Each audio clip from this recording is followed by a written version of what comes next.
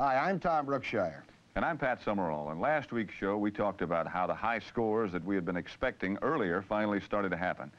Once again this week, in half the games, the winning team scored 30 or more points. That's a lot of points. It looks as though the rule changes are starting to put more touchdowns on the board. I've noticed what seems to be another interesting and refreshing trend this year. Along with more touchdowns, more enthusiasm, spirit, and certainly emotion by those newer winning teams. How do you account for that? Well, maybe the coaches are telling the outman team that if they don't play over their heads, they're going to get drubbed by a Miami or somebody. But it's really fun to see it when they're, explode on the field like that. There are teams like St. Louis and Buffalo and New England. Maybe it's just they're not used to winning. Well, I don't know. Dallas had a lot of emotion in playing Philadelphia last week in a winning game. I guess they really did. It's good to see, though. It's great. It's always good in pro ball.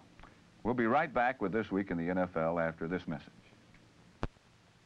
The St. Louis Cardinals are the NFL's only undefeated team with 6 straight victories. They remain the leaders of the NFC Eastern Division by 2 games. But last Sunday against the Houston Oilers, they had their hands full, containing Dan Pastorini's surprisingly explosive offense. The Oilerettes have been about the most exciting aspect of Oiler football in recent years. That is, until the St. Louis Cardinals came to the Astrodome last Sunday and put their fireworks offense on review.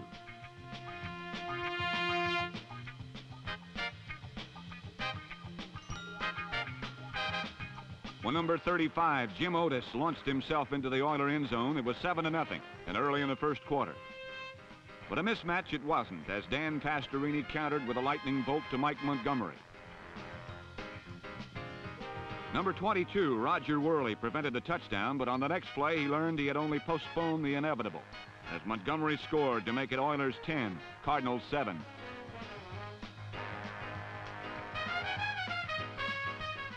In the second quarter, the Cardinals came up with a Houston fumble, and Jim Hart capitalized with a strike to number 82, Earl Thomas, that put St. Louis ahead 14-10.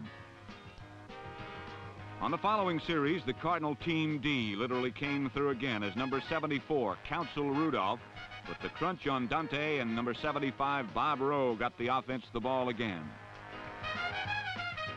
It was Jim Hart's show once more, and after looking everybody over, he threw again to Earl Thomas, and suddenly it was Cards 21, Houston 10. In 92 seconds, St. Louis had scored twice, but the Oilers came back with a field goal after Mike Montgomery dropped a badly needed 6-pointer.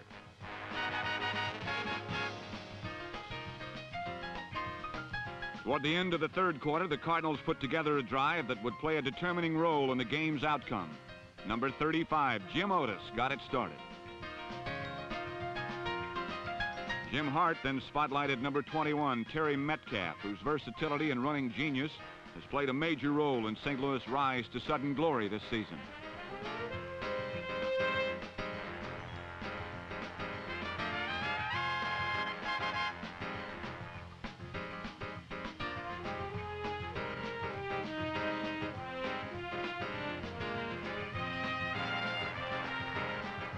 When the quarter changed, Hart pitched out to number 44, Donnie Anderson, who punched it in to give the Cardinals a 31-13 lead. It was not going to be that easy for the visitors, however, because Dan Pastorini and Mike Montgomery were teaming up for large tracts of St. Louis real estate.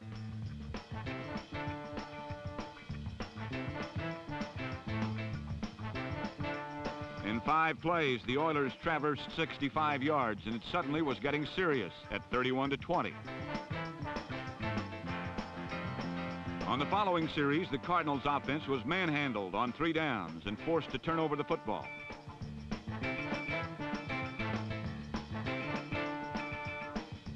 Pastorini, throwing on every down, moved his team steadily toward the Cardinal goal. Once again, Mike Montgomery made the important catch, but it was to be his last as he suffered torn ligaments on the play. An interference call brought the ball to the 1, where number 12, George Amundsen, scored his second touchdown of the day to tighten it up to 31-27 with 4.5 minutes to play. A Houston upset was in the making, and its threat was obvious to the St. Louis bench. But all fears were erased when number 21, Terry Metcalf, worked his magic on the Oilers' kickoff. His 61-yard return gave the Cardinals field position and a reprieve for victory number 6. Number 7, Dan Pastorini, did have one final but futile series to rekindle his hopes for victory, but 90 yards, 8 pass defenders, and 31 seconds said no way to the gutsy quarterback, whose 354-yard passing performance almost turned back the amazingly undefeated St. Louis Cardinals. While the Cardinals continue to burn through the NFL, they may begin to feel the heat when they face those Redskins this week, Pat. And those Redskins are ready, Tom, with their matchless defense playing flawlessly and with Sonny Jurgensen superb at the helm. Washington geared up for the Cardinals by drubbing the New York Giants last Sunday. In autumn, the focus shifts from politics to football in the nation's capital. And like a long-term senator, number 37 Pat Fisher has mellowed little during his 14 years in the NFL.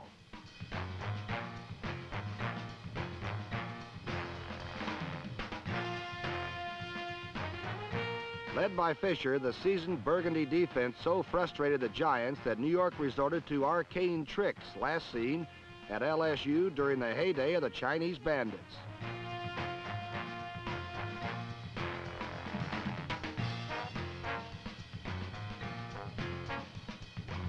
The quick kick play placed an unhealthy burden on the Giants' defense, but led by number 64, nose guard John Mendenhall, New York rocked Redskin blockers back on their heels. Quarterback Sonny Jurgensen felt the Giants' wrath, and so did his slick and sleek core of receivers.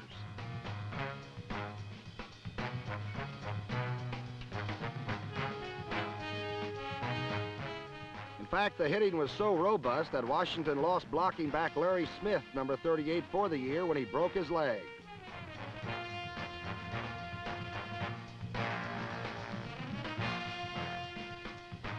Trailing 3-0, the Redskins special teams keyed victory when Mike Hull blocked Dave Jennings' punt.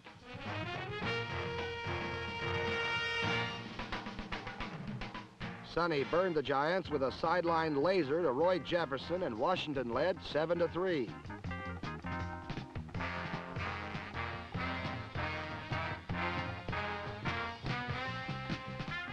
Jurgensen consistently exploited the extremities of the Giants' zone defense.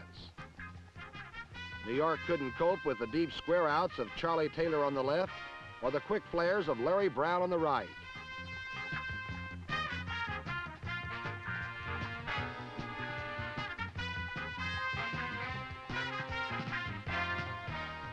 Brown's touchdown gave Washington a 14-3 pad and the opportunity to test Moses Denson, who will assume Larry Smith's duties as the caddy for the indomitable Larry Brown.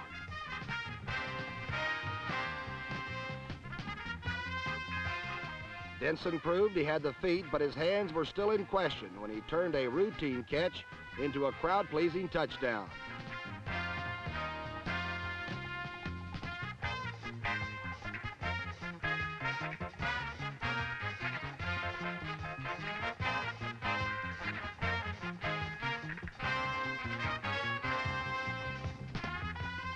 Denson's score nailed the lid on a 24-3 Redskin victory. And for George Allen and the rest of his ice cream men, it brought on smiles as big as a double-dip pistachio.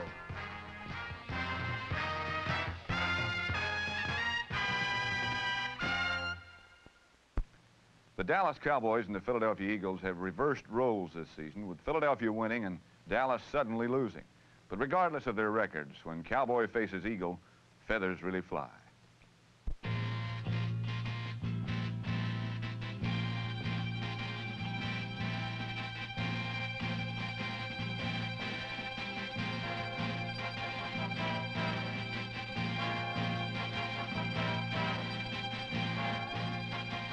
When the Eagles and Cowboys stopped trading punches long enough to trade scores, they used vastly different approaches. 2 Dallas touchdowns in the first half were the direct result of ground power. Calvin Hill first scored from the 5, then the 17-yard line, and racked up over 100 yards rushing in the first half alone.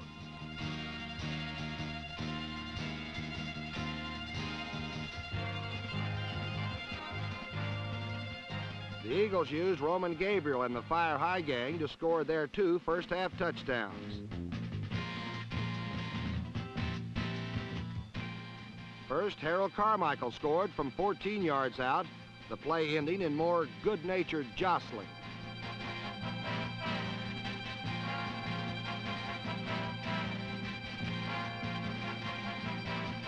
Philadelphia's second score was also set up by the pass, this time with short tosses and the tough running of Po James.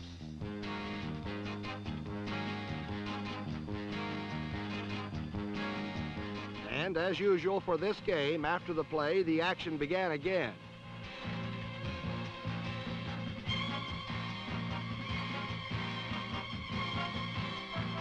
James eventually dove in from the 1 and then set up a field goal with more gut running, as the Eagles led at the half 17-14.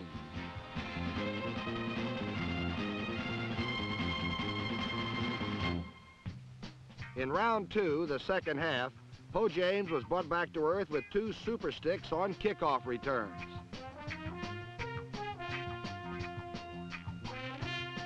First, Ken Hutcherson knocked James out of the game for a series, and the Eagles were unable to move. When the Cowboys took over, they moved to the game-tying field goal, and Efren Herrera hooked another one to Po James.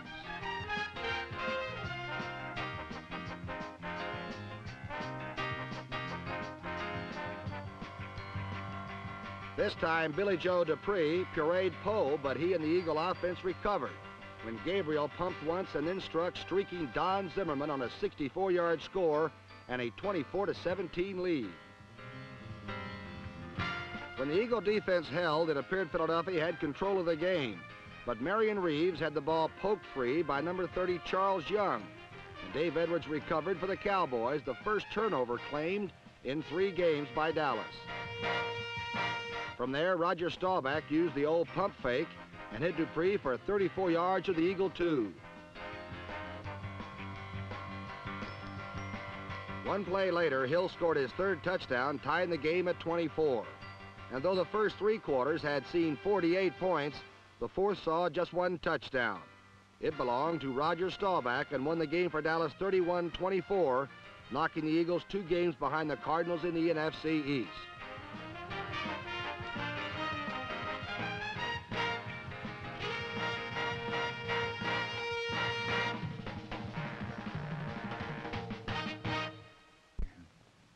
Last Sunday, there was a rematch from Super Bowl III as the Baltimore Colts invaded Shea Stadium to battle Joe Namath and the New York Jets, Tom. Right, Pat, but things have changed since then, and in '74, both clubs are, to say the least, somewhat less than Super Bowl contenders. Though neither team possesses the power it once did, both showed the ability to produce an occasional big play. New York's only big play resulted when Steve Tannen blocked a Baltimore punt, which number 22 Burgess Owens juggled back into the end zone before finally recovering for the Jets' first score.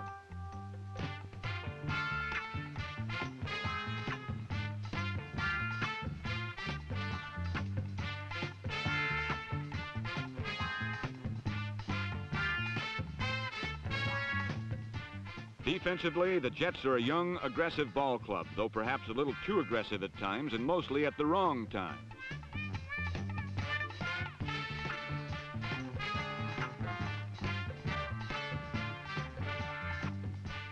While the Jet defenders too often worked against themselves, their offense could manage only some late 4th quarter passing by Joe Namath.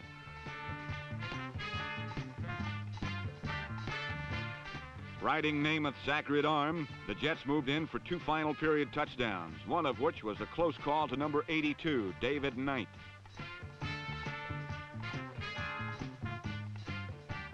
But for the New York Jets, late-game heroics weren't going to be enough, as by the 4th quarter, the Colts had the contest won. With big plays like this 54-yard kickoff return by number 84, Tim Berra, the son of New York Met manager Yogi Berra, Baltimore moved in for win number 1 of the season.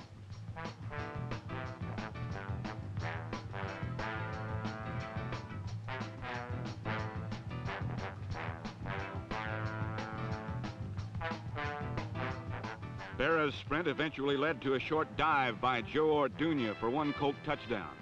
But the big offensive punch was provided by number 26, Lydell Mitchell, who packed the ball an NFL record 40 times to break O.J. Simpson's mark of 39 carries.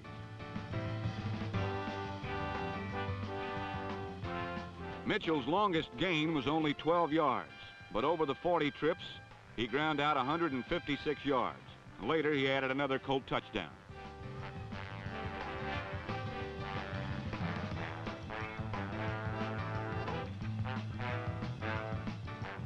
With Mitchell providing the ground thrust, Burt Jones passed less, and Colt fans enjoyed it more.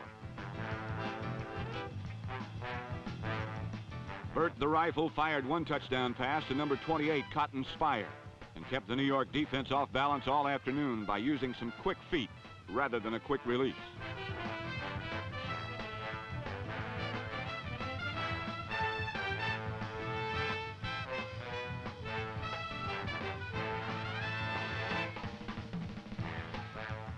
On a quarterback draw, the former LSU star showed good balance and hustled in for a Colt six-pointer.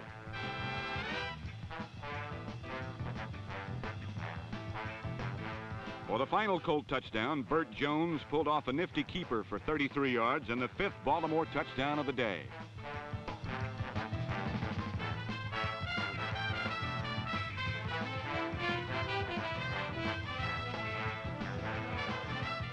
Baltimore won 35-20, but there will be little time for jubilation as the next Colt opponent will be the Miami Dolphins.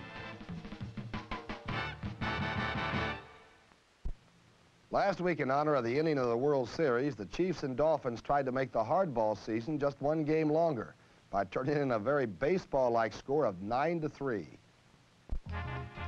The Chiefs opened up with some early punch in Miami last week as Woody Green, number 27, showed up healthy and fast.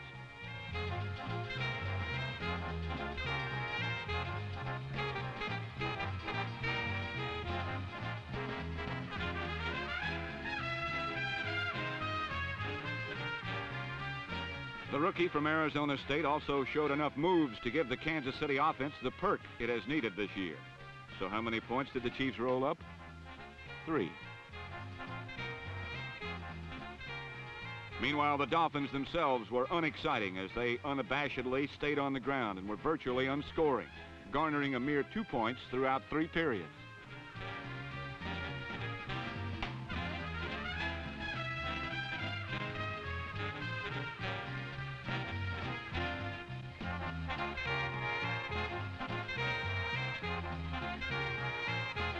When Bob Greasy did try the sky route, he was shot down 3 times by the likes of number 20, Mike Sensabaugh.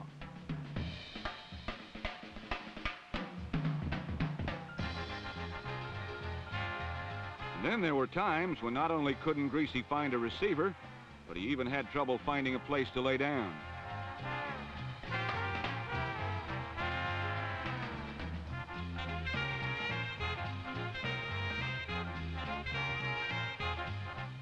Miami's 2 points came on a blocked punt that trickled out of the end zone. It was one of the few good plays pulled off by the Dolphins, who have either lost their greatness or have placed a strict ration on it, because each week they look a little less like the powerful world champions of yesteryear. Finally, they did come up with a big play on a Greasy to number 89 Nat Moore strike that appeared 6-point bound.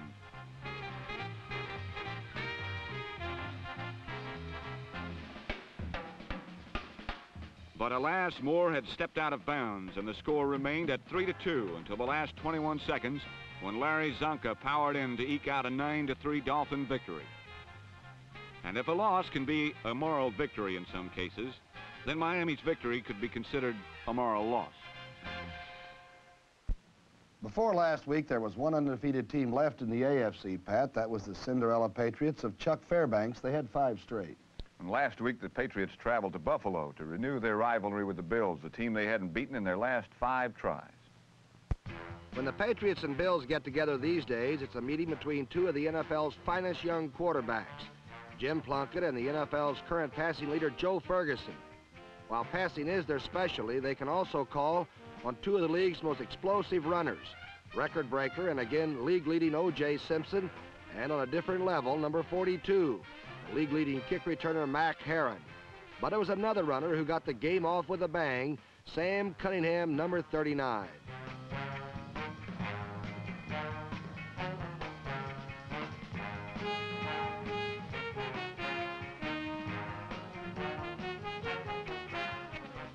On the game's first play from scrimmage, Sam Cunningham went 75 yards. And after just 21 seconds of play, the Red Hot Patriots led 7-0.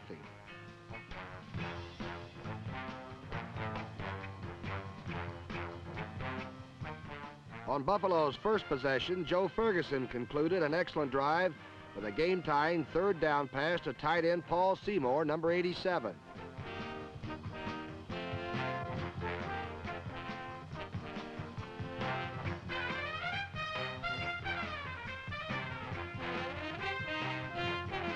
On Buffalo's next possession, Ferguson passed through the snowflakes, this time to O.J. Simpson, who found the end zone for the first time this season.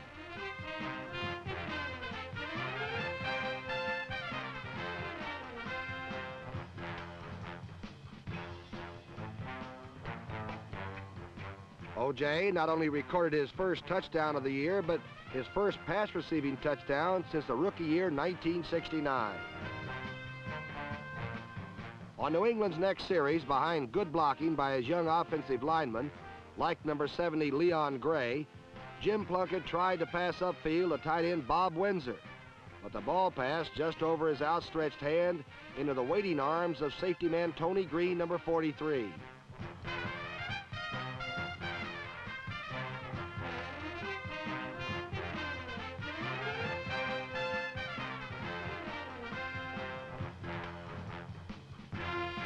Green's return to the New England 4 set up another Buffalo touchdown. And after one quarter, the Bills led 20-7. But then the Patriots got tough.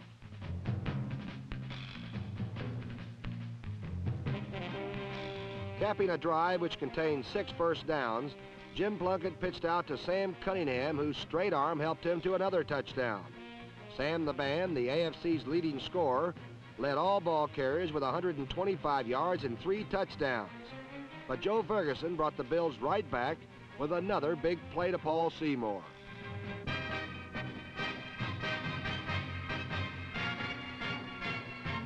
At the half, Buffalo led 27-14, and it stayed that way only until Spike Jones had to punt to Mac Herron, probably the mightiest mini-back since the heyday of Buddy Young.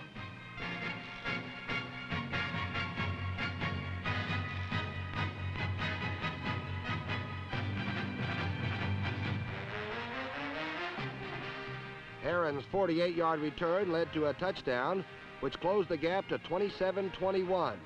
But in the fourth quarter, Joe Ferguson was knocking on the door again. This touchdown was disallowed, but a field goal gave the Bills a 9-point lead. New England scored again with 5 seconds left for a final score, 30-28. But this was a day for the lofty Patriots to fall. And as Chuck Fairbanks observed afterward, quote, "That blue-shirted outfit is one of the best teams in pro football."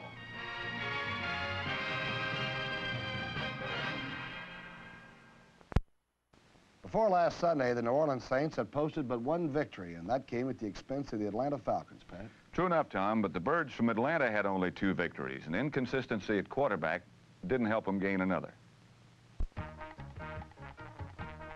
Atlanta head coach Norm Van Brocklin appeared to be in top-flight passing form last Sunday, but unfortunately, the same cannot be said about his own Falcon quarterbacks.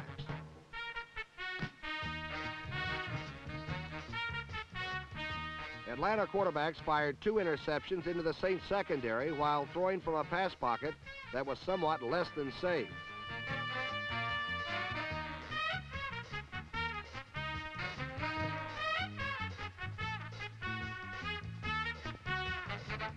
Atlanta's biggest gain of the day came when New Orleans punted the ball to number 41, Al Dodd. 7-year veteran rambled upfield for 30 yards before being tackled, but not stopped. Well, at least not stopped in his own mind anyway.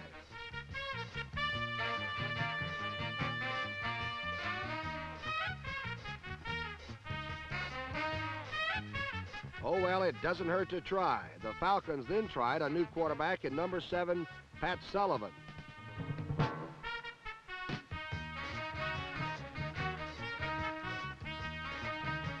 Passing-wise, Sullivan fared somewhat better, but like his predecessor, Bob Lee was soon buried beneath a wave of white.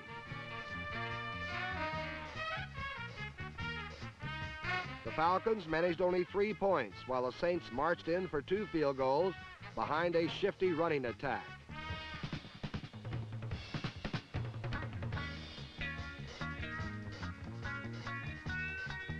"5'5" Howard Stevens provided some excitement, while quarterback Bobby Scott, number 12, who replaced an injured Archie Manning, passed for the rest.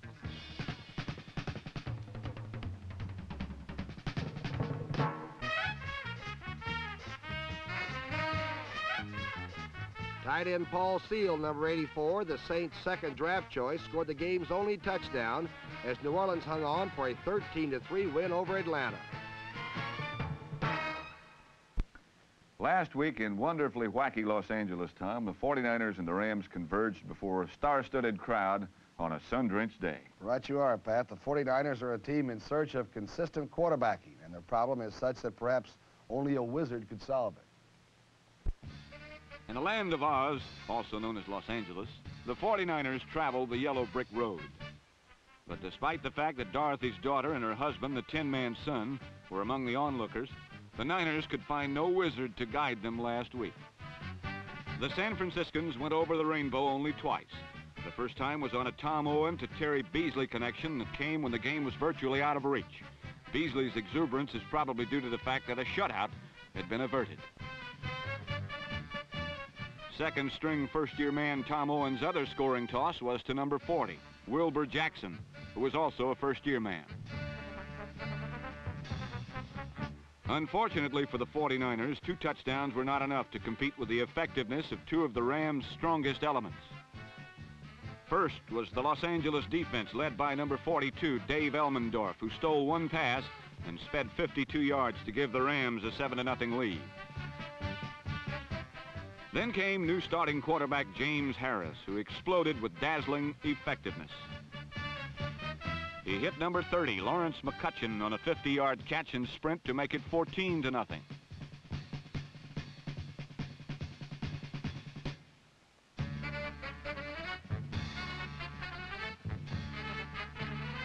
Then, only moments later, he lobbed a 13-yarder to McCutcheon, and the game was virtually decided.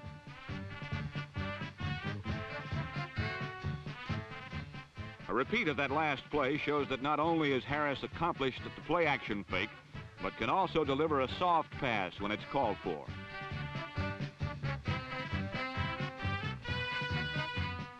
And then there's another facet to his game. He's not afraid to take the money and run, which he did to boost the Los Angeles lead to 27-0.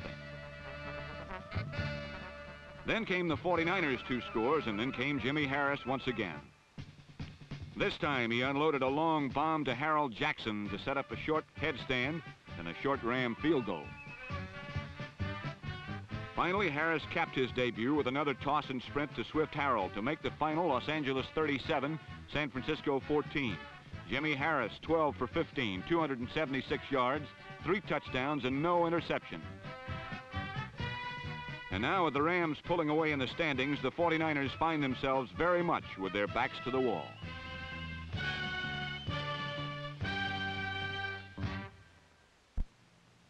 In Pittsburgh, the fires of summer that were stoked by Joe Gilliam's red-hot right arm have cooled, but even though the Steeler offense is kindled only by embers, their steel curtain defense remains resolute.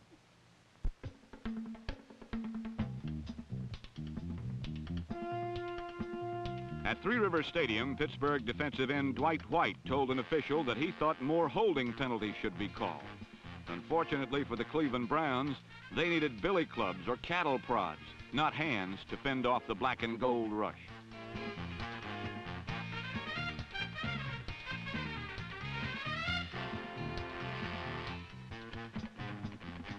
The Steelers earned the first break when Hugh McInnes fumbled after a hard hit by Glenn Edwards.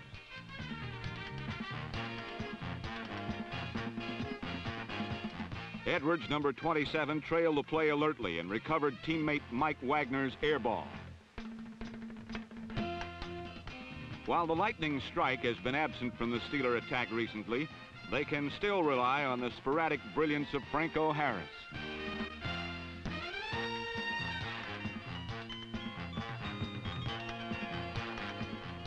Pittsburgh built a 14-0 lead on touchdowns by Harris and running mate Preston Pearson, number 26.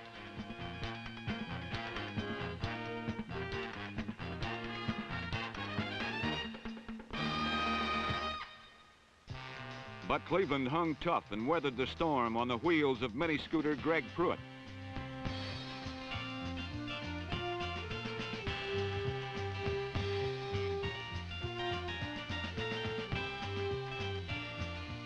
Always an adept improviser, quarterback Mike Phipps was forced to wing it in on the run against the rampaging Steelers.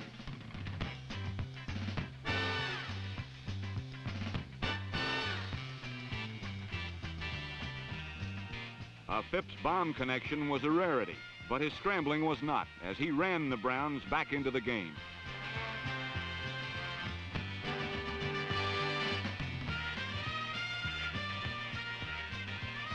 Cleveland drew to within a missed extra point at 14-13 when Phipps found Milt Morin floating free and easy.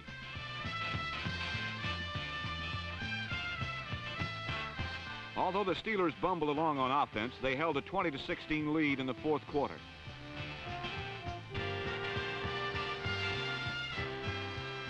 Mike Phipps' last chance to produce victory produced an interception by the omnipresent Glenn Edwards.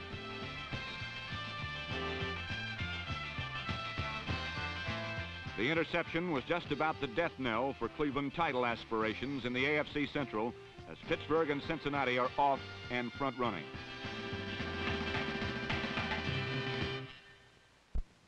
Last week in Bloomington, Minnesota, the Vikings, who had won 14 consecutive games at home, were looking for their 100th victory since they joined the NFL in 1961, Pat. And Minnesota's opponent was the Detroit Lions, who were playing their 500th NFL game since they began playing Detroit in 1934.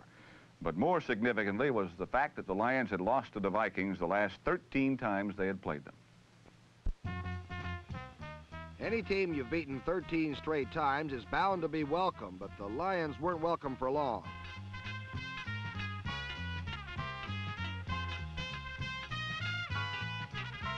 Larry Walton made it to the one, and typically Detroit fumbled on the next play. But this time it only made the Lions mad enough to come back harder.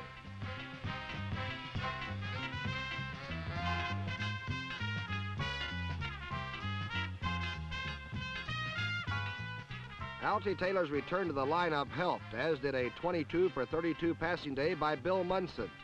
Ron Jesse caught 10 passes, and even the one he dropped in the end zone didn't kill the Lions, who led 6-3 at the half. But early in the third quarter, Fran Tarkenton, the NFC's leading passer, found his second-year wide receiver Jim Lash for a long gainer to the Detroit 2-yard line.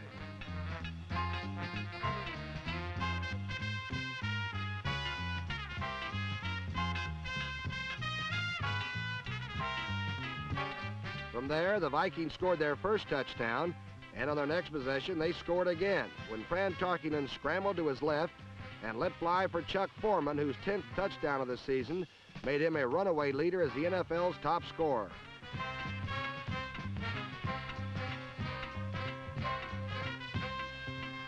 Unlike the previous 13 games between these teams, in this one, the Lions kept roaring back.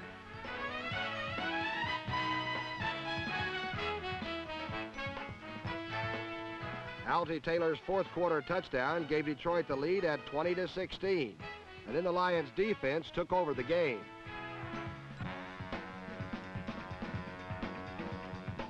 Number 80, Herb Orvis, came up with one important play, but perhaps the game's biggest defensive play occurred with just 16 seconds to play, when Fran Tarkenton went all out for the game winner.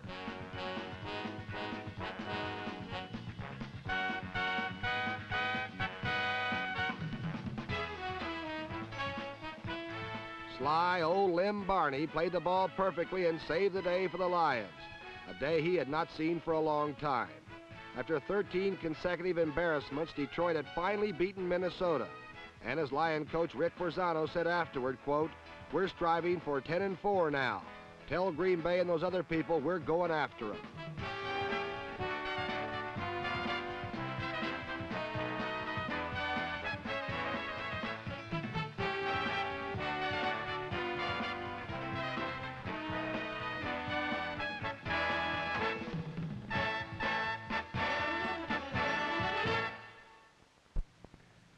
The Chargers were in Denver, Colorado last Sunday, where they quickly found out that John Ralston had his Broncos all fired up to squash any thoughts of a San Diego upset. The Chargers had been averaging over 350 yards of offense per game, but the Broncos never even allowed them to get started last Sunday. At the end of the first half, the demoralized San Diegans had amassed an offensive total of 50 yards.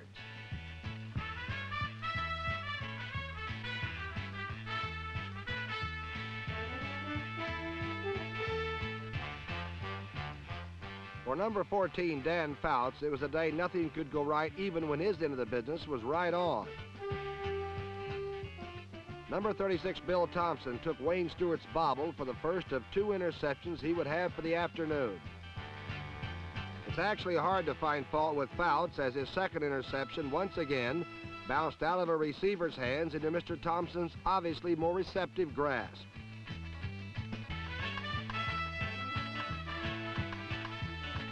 It was a fine all-around performance by the Denver Team D as they held the Chargers to 84 yards on the rushing ledger. While the San Diego offense sputtered, the Denver offense rolled behind the inspiring runs of number 44, Floyd Little.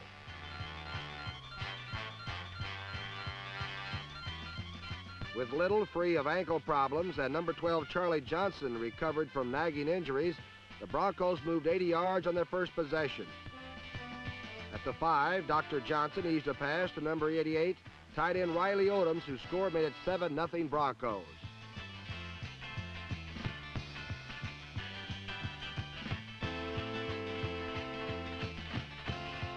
In the second quarter, the Broncos added a little more complexity to their attack when Charlie Johnson flipped a lateral pass to Billy Van Heusen, who in turn passed to Riley Odoms for a 41-yard pickup. On the 6-yard line, Floyd Little took an inside counter for a 14-0 Denver advantage. But Floyd's biggest thrill of the day came on a simple swing pass. Number 40, Joe Beauchamp, missed the tackle, and number 44 had himself a foot race. At 32 years of age, Floyd may have lost a step or so, but he still squeezed 72 yards out of that little bitty swing pass. From the 10-yard line, Charlie Johnson handed off to number 24, Otis Armstrong, who slipped through a knot of tacklers into the San Diego end zone en route to a 27-7 Denver victory.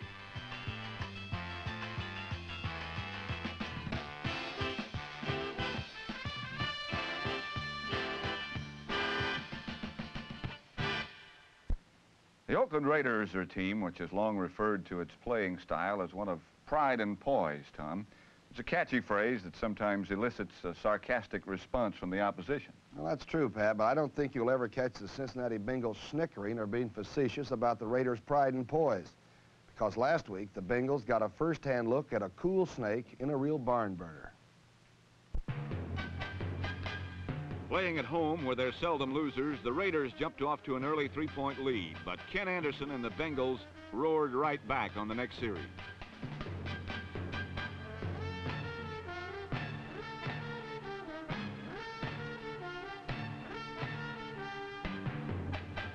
This play was good for 60 yards to wide receiver number 86, John McDaniel.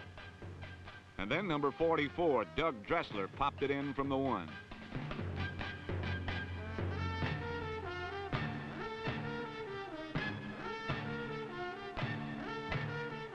Cincinnati continued to move the ball well, but each game drew the penalty of pain as the Raiders unloaded a volley of good shots.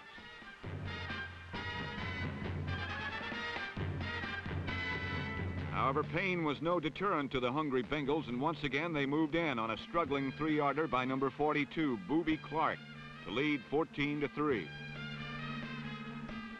Throughout the first half, Raider quarterback Ken Stabler found his team plagued by the Cincinnati rush, an inordinate number of penalties, and a few crucial turnovers. They therefore trailed 14-6 at the break. In the second half, the Silver and Black stormed back as number 40, Pete Banaszak, charged in for 6, following Marv Hubbard's 2-yarder, and Oakland led 20-14. But it was 2 teams for the seesaw when Anderson rolled out and hit number 84, Bob Trumpy, to forge a new Bengal lead at 21-20. Then the Raiders led at 23-21 on a George Blanda field goal. But again, the Tiger was on the prowl. A 50-yard bombing run to number 85, Isaac Curtis, set up another Doug Dressler short sweep.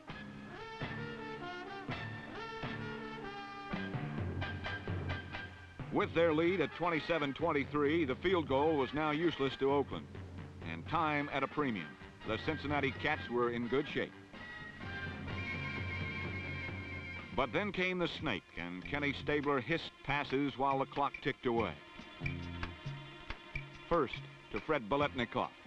First down.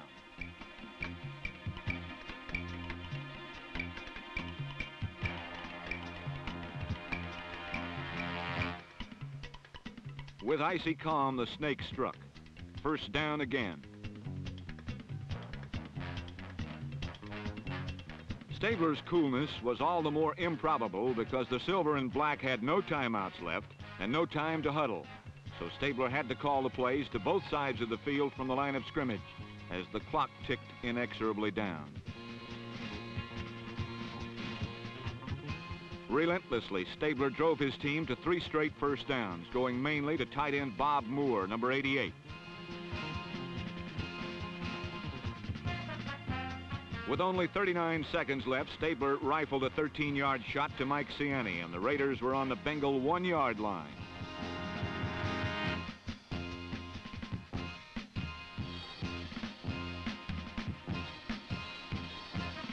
"13 seconds.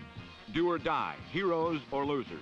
And the Raider offensive line strung out enough daylight to sweep number 23, Charlie Smith, into the end zone for a thrilling 30-27 victory, born of Raider pride and executed with unflappable Raider poise.